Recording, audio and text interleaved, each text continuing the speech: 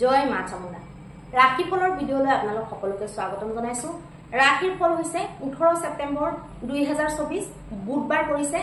আজি দিনটোত পূৰ্ণিমা তিথি 8টা বজালৈকে পৰিছে মৰ্নিং, তাৰ পিছৰ পৰা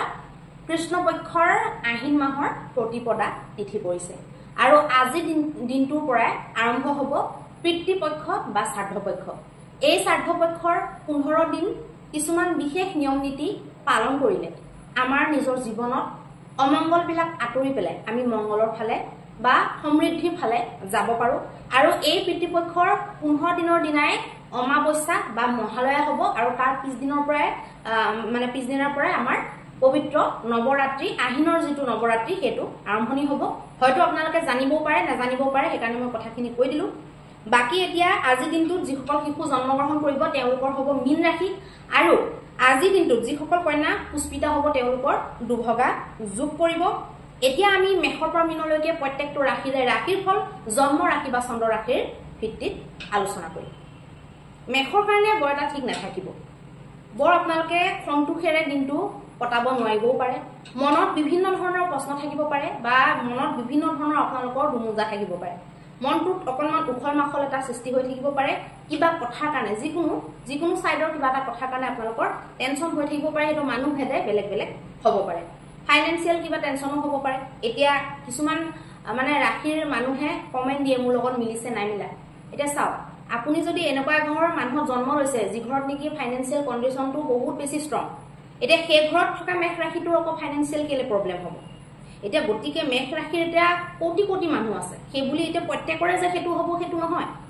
এতিয়া যাৰ ৰাশিফলটোত বেয়া হ'ল, যাৰ বাপেকৰ স্থিতিটোৱে বহুত ষ্ট্ৰং, যাৰ ফেমিলিটোৱে বহুত বেছি বেকগ্ৰাউণ্ডটো ফাইনেন্সিয়েলি তেওঁলোকৰ নাম আছে, তেওঁলোকৰ আকৌ ফাইনেন্সিয়েল প্ৰব্লেমটো নহয়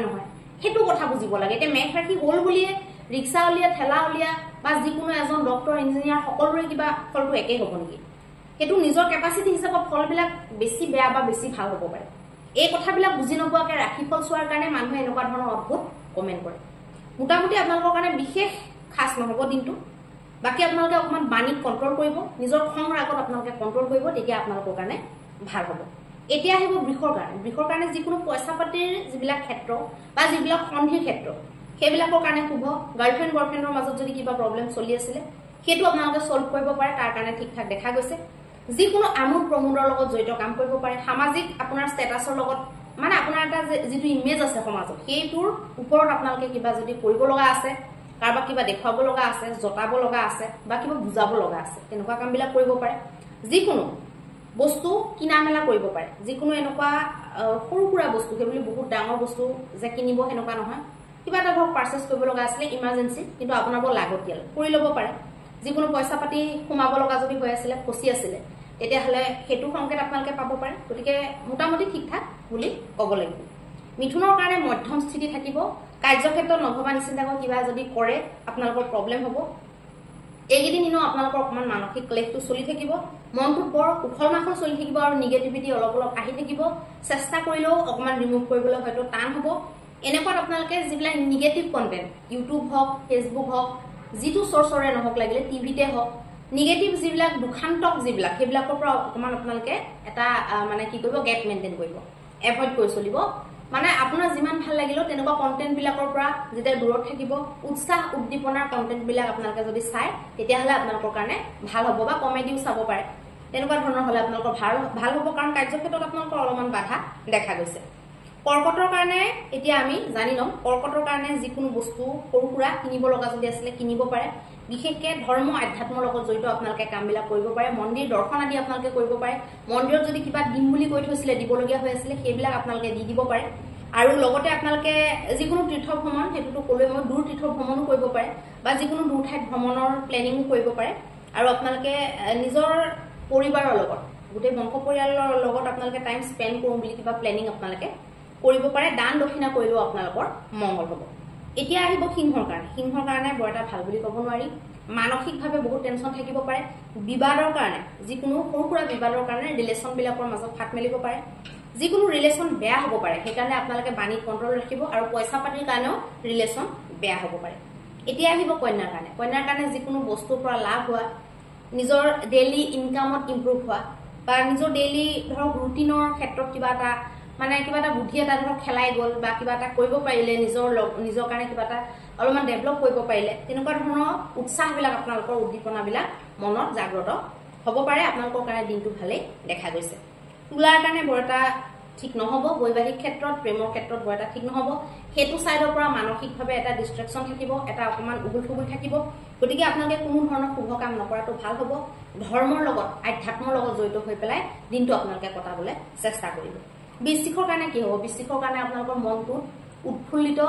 হ'ব নতুন কিবা এটা আপোনালোকৰ ফূৰ্তি মানে মনত কিবা এটা ফূৰ্তি লাগিব পাৰে বুদ্ধিৰ লগত জড়িত প্ৰেমৰ লগত জড়িত নিজৰ ল'ৰা-ছোৱালী বা নিজৰ এডুকেশ্যন বা নিজৰ ল'ৰা-ছোৱালীৰ এডুকেশ্যনৰ লগত জড়িত কিবা কাম বা যিকোনো কিনা মেলা কাম যিকোনো বুদ্ধিবৃত্তিৰ লগত জড়িত কাম যিবিলাকত ধৰক আপোনালোকে গাৰ কষ্ট কৰিব নালাগে বুদ্ধিৰেহে কষ্ট কৰিব লাগে বা যিকোনো যোগাৰ লগাব লাগে তেনেকুৱা ধৰণৰ কামবিলাকৰ কাৰণে শুভ দেখা গৈছে ধনুৰ কাৰণে বন্ধু বৰ্গৰ লগত সাৱধানে কথা পাতিব বন্ধু বৰ্গৰ লগত কথা পাতোতে 10 বাৰ ভাবি চিন্তি কথাবিলাক ক'ব কাৰণ আপোনালোকৰ বিবাদৰ সম্ভাৱনা দেখা গৈছে ঘৰুৱা ক্ষেত্ৰতো পাৰিবাৰিক ক্ষেত্ৰত আপোনালোকে গৰমাগৰমি যাতে নহয় ঘৰখনত আপোনালোকৰ ফালৰ পৰা হেতু আপোনালোকে চকু ৰাখিব কাৰণ এনেকুৱা হলে আপোনালোকৰ মানসিক টেনচন বহুত বেছি বৃদ্ধি হ'ব পাৰে বাকি কোনো ধৰণৰ শুভ কামৰ কাৰণে আপোনালোকৰ ভাল নহয়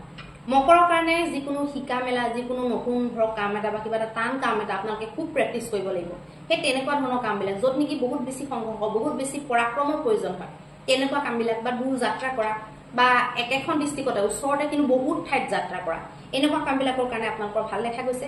যিকোনো ক্ষেত্ৰত বুদ্ধিৰ প্ৰয়োগটো আপোনালোকে কৰিব ডিপলি চিন্তা কৰি বস্তুটো বলেৰে নহয় বুদ্ধিৰে সলভ কৰিবলৈ চেষ্টা কৰিব লগতে ব্যৱসায়িক মুভমেন্টৰ কাৰণেও ভাল দেখা গৈছে এতিয়া আহিব কুম্ভৰ কাৰণে আপোনাৰ ৰিলেশনশ্বিপ বিলাক বিশেষকৈ বৈবাহিক বা প্ৰেমৰ ক্ষেত্ৰত বৰ এটা ভাল বুলি ক'ব নোৱাৰি মনে মানে বিচৰাতকে বেলেগ হোৱাৰ কাৰণে আপোনালোকৰ বিবাদ হ'ব পাৰে বা বেলেগৰ ফালে কিবা আকৰ্ষণ উৎপন্ন হোৱাৰ কাৰণেও আপোনালোকৰ বিবাদ আদি হ'ব পাৰে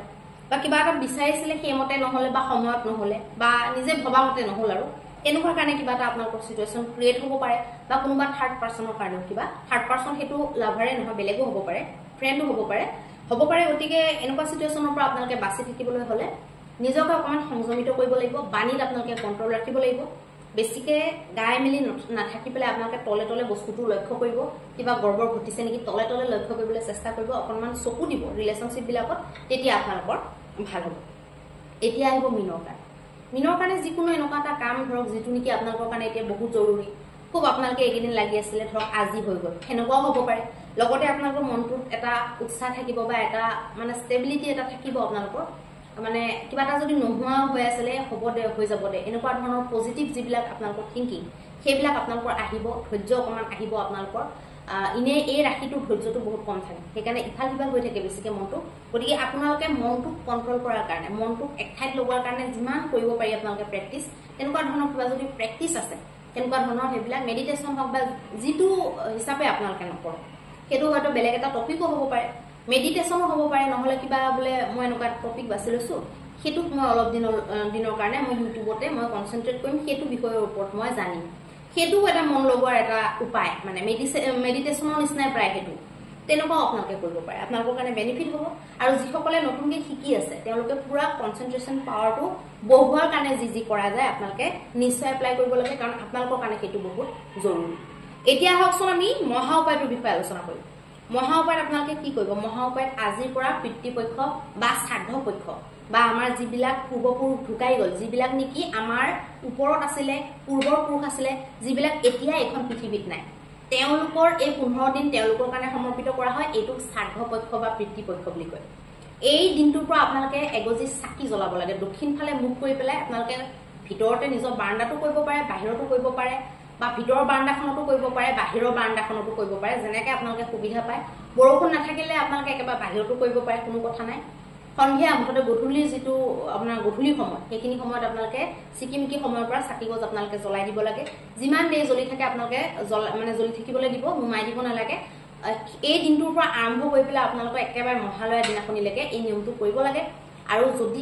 যদি পাৰে ইয়াতকে যদি ডিপলি মানুহ বুলি ভাবে অকমান আপোনালোকে মাছ মাংসটো ত্যাগ কৰিব পাৰে কিছুমানে বইল খা কাৰবাৰ যদি বহুত বেছি সমস্যা জীৱনত মানে চাকৰি কোনো পথে পোৱাই নাই বয়স পাৰ হৈ গুচি গৈছে তেনেকুৱা বিলাকে আকৌ একদম বইল চইল খাই পেলাই কিন্তু তেওঁ কৰিলে নহব গোটেই পৰিয়ালটো কৰিব লাগিব কাৰণ তেওঁৰ ওপৰতো কোনোবা এজন পিতৃ আছে সেইজনে যদি কৰা নাই তেতিয়াহ'লে সেইজনৰ পৰাও দুখ এটা লাগি থাকে যদি পূৰ্বপুৰুষৰ কাৰণে কেতিয়াও একো কৰা নাই গোটেই ঘৰখনে আপোনালোকে বইল চইল খাই পেলাই ধুনীয়াকৈ অমাৱস্যাৰ দিনা